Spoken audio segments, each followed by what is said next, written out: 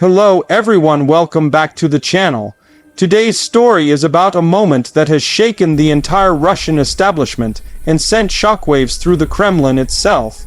The Crimea Bridge, one of Vladimir Putin's proudest achievements and a symbol of Russia's control over Crimea, has once again been struck by a devastating explosion. And what followed was an extraordinary outburst from Putin, revealing just how fragile his grip has become amid Ukraine's bold and calculated moves. The Crimea Bridge, also known as the Kerch Strait Bridge, is not just an infrastructure link, it's a political statement. Built after Russia's illegal annexation of Crimea in 2014, it was Putin's way of declaring that Crimea would forever be a part of Russia. Every speech he gave about it, every camera shot showing him driving across it, was designed to cement that message. But now, that very symbol of dominance is turning into a reminder of weakness. According to initial reports, the explosion occurred in the early hours of the morning, shaking the region and lighting up the night sky. Witnesses described massive plumes of fire rising from the structure, with parts of the roadway collapsing into the sea.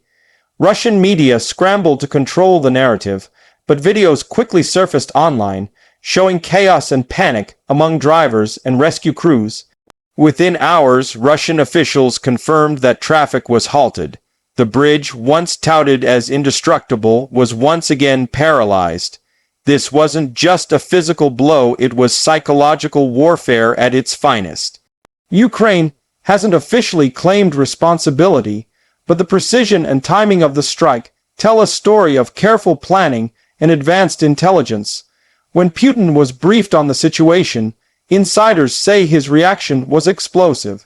According to Kremlin sources, he was furious not just about the damage itself, but about the humiliation it represents.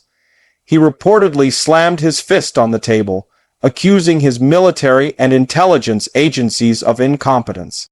For a leader obsessed with control and image, this was an unbearable embarrassment. This isn't the first time Ukraine has targeted the bridge, but this strike carries deeper meaning. With Russian forces already struggling across multiple fronts, the destruction of this critical supply route to Crimea adds enormous logistical pressure. Supplies, ammunition, and reinforcements for Russian troops in southern Ukraine now face massive delays. Ukraine's move was both strategic and symbolic. By targeting the bridge again, Kiev is sending a clear message: Crimea is not safe, and Russia's control is crumbling piece by piece. President Zelensky and Ukrainian officials have repeatedly said that Crimea is not off the table, and that the war will not end until the peninsula is liberated. This attack reinforces that determination. As the world watched, Putin's government rushed to downplay the scale of the damage. State TV described it as a minor incident, claiming repairs were underway, but satellite images told another story. Sections of the bridge were clearly destroyed, with significant portions rendered unusable. Civilian and military traffic was diverted, creating bottlenecks that could last weeks. Meanwhile, Russian social media erupted with anger. Pro-war bloggers demanded vengeance. Some even criticized the Kremlin for its inability to protect such a vital target. These voices, once loyal, are now questioning the very competence of the Russian military machine. It's a dangerous shift in public sentiment, one that Putin can't easily silence. Behind the scenes, Ukraine's intelligence and military teams celebrated quietly. This wasn't just about an explosion, it was about psychological dominance. Every successful strike deepens the cracks in Russia's confidence and exposes how vulnerable its so-called fortresses really are. The world has witnessed Russia's military blunders before, but the loss of Crimea's lifeline is different. It strikes at the core of Putin's myth that he can protect what he claims. Western analysts see this as part of Ukraine's broader counteroffensive strategy. Instead of frontal assaults, Kiev is using precision strikes to cut off Russia's supply lines, isolate Crimea, and make occupation unsustainable. With each attack, the pressure builds.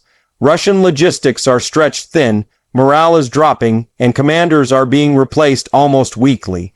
For Putin, this bridge represents his personal legacy. He famously inaugurated it in 2018 by driving a truck across it, a symbol of Russian power and pride.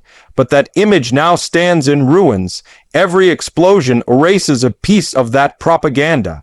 Each time the bridge burns, so does his illusion of invincibility. In his televised address after the blast, Putin's tone was visibly shaken. He accused Ukraine of terrorism and vowed retaliation, but his words sounded more desperate than decisive. Even his most loyal supporters could sense the cracks.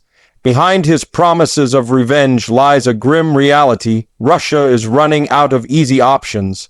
Retaliation against civilian targets, as he has done before, only hardens global opposition and isolates Moscow further. International reactions were swift. Western nations reaffirmed their support for Ukraine, while intelligence agencies quietly applauded the strategic brilliance of the operation. This was not just a random act of sabotage, it was a precision move that undermines Russia's war logistics and psychological standing.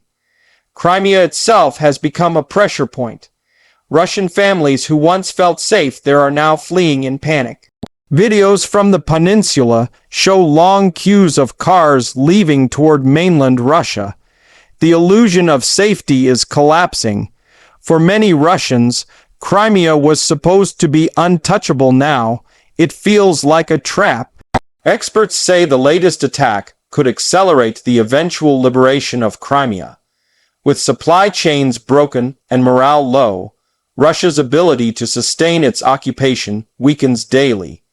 Ukraine, on the other hand, grows bolder, supported by new Western technology and intelligence sharing.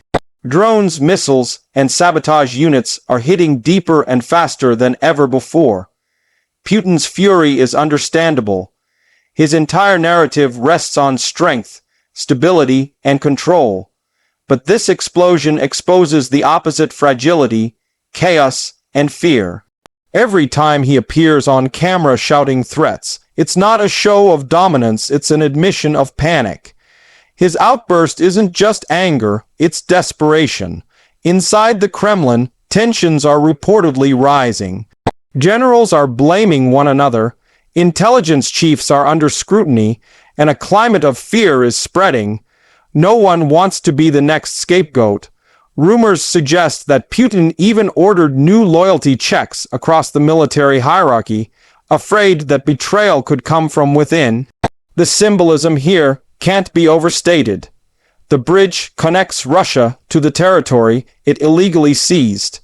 Its destruction symbolizes the unraveling of that connection politically, militarily, and emotionally.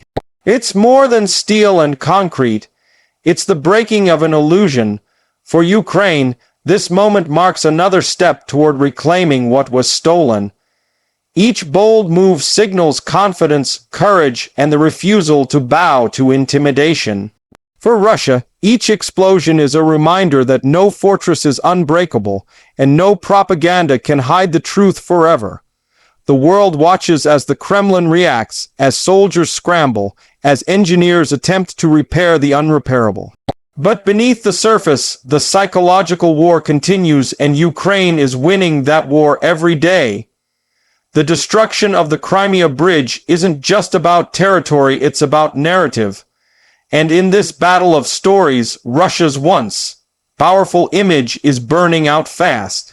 As the flames die down, one thing becomes clear. This war has entered a new phase.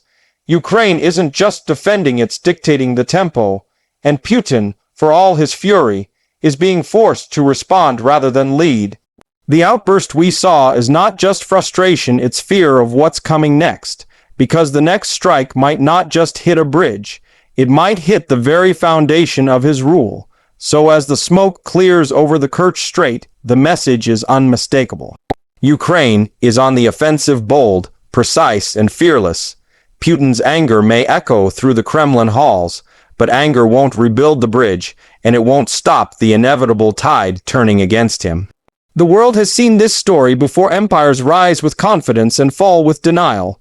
For Putin, the Crimea Bridge was a monument to power. Now it's a monument to failure. And as Ukraine keeps pushing forward, the cracks in Russia's empire grow wider with every blast. Stay tuned, because what comes next might change the entire course of this war.